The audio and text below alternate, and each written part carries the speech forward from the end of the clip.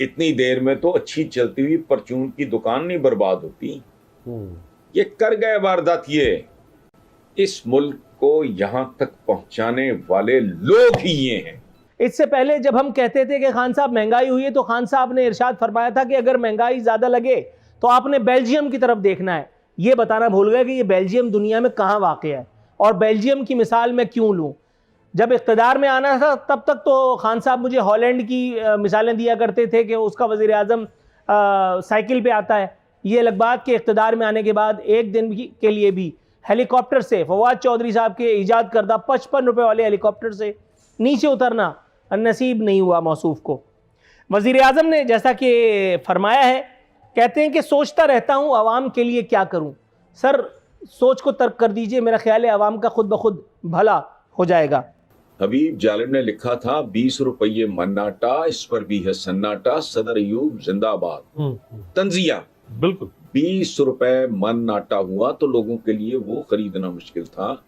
جب اس نے حبیب جالب نے پروٹیسٹ کیا، سناٹا یہ مردوں کی قوم ہے، سناٹا ہے یہاں تو قیامت آنی چاہیے، چونکہ 20 روپے میں ایک مناٹا کون خریدے. محمد علی ایک ہمارے پرائم منسٹر پہلے فائنانس منسٹر بھی تھے، انہوں نے کہا تھا کہ وہ وقت دور نہیں ہے جیسے یہ کلچر شروع قرضوں کا اگر یہ ہوتا ہے کہ پاکستان کو قرض چکانے کے لیے بھی قرض لینا پڑے. صحیح بات. یہ وقت بھی ہم بھی دیکھ چکے، آپ بھی دیکھ چکے. اب کیا ہے؟ اور یہ کون لوگ ہیں؟ اس ملک کو یہاں تک پہنچانے والے لوگ ہی یہ ہیں.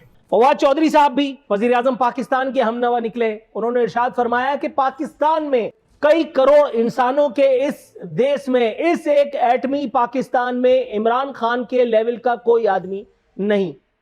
اب اس بیان کی صداقت پر آپ کو خود بخود شبہ ہو جانا چاہیے کہ جب یہ فواد چودھری کے ورڈ آف ماؤتھ سے آپ کو سننے کے لیے آ رہا ہے، اس لیے کہ یہ وہی فواد چودھری ہیں جو مشرف انکل کی کیبنٹ میں تھے. ایک ملٹری ڈکٹیٹر کی کیبنٹ میں جو آدمی وزیر تھا، اس کے بعد جو آدمی پاکستان پیپلز پارٹی کا جھولا جھولتا رہا، آصف علی زرداری صاحب کو اپنا پیر و مرشد مان کر کے.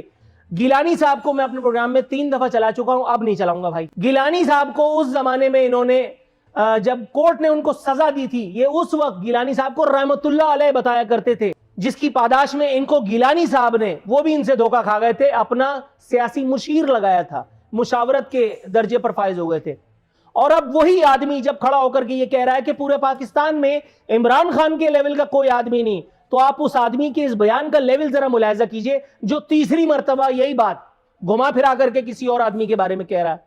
فرما رہے ہیں فواد چودھری صاحب کے اپوزیشن رہنما بونے ہیں، 6.5 فٹ 6.25 فٹ کے ہینڈسم باز آئے ہم تو 13 روپے. اشیاء صرف مہنگی سے مہنگی قوت خرید میں نہیں آ رہی.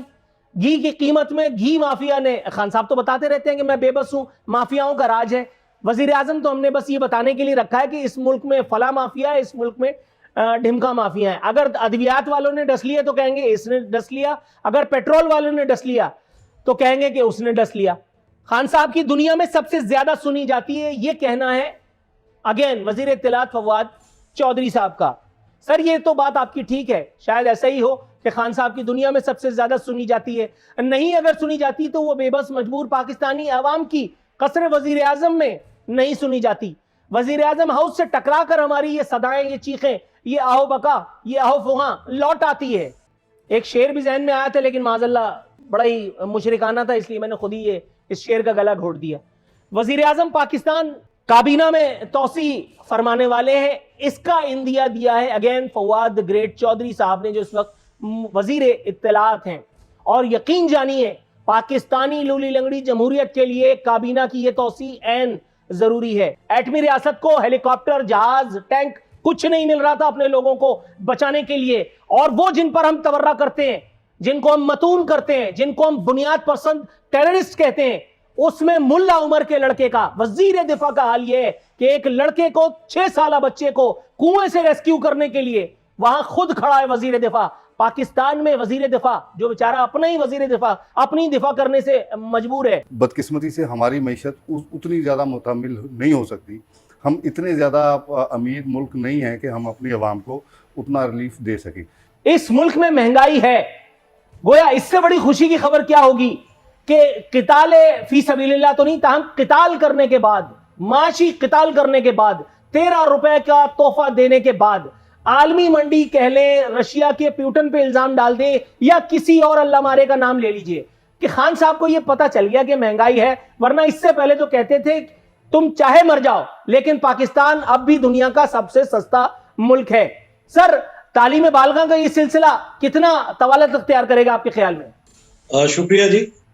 गुजारिश ये है कि अभी हमारे भाई भी फरमा रहे थे कि आलमी मंडी में पिछले दिनों 4% तेल पेट्रोलियम मसनूआत की कीमतें कम हुई हैं, और अगर आप इसका मुआवजना थोड़ा पीछे चले जाएं, पीपल्स पार्टी की गवर्नमेंट से कर लें, तो वहां पर आप देखें कि उस वक्त तकरीबन $108 का बैरल था, और पाकिस्तान पीपल्स पार्टी ने 100 के करीब 100 रुपए लीटर के हिसाब से यहाँ पर तकरीबन दिया। अब $91 का है बैरल, और ये 108 का दे रहे हैं हमारे अपना अवाम के लिए।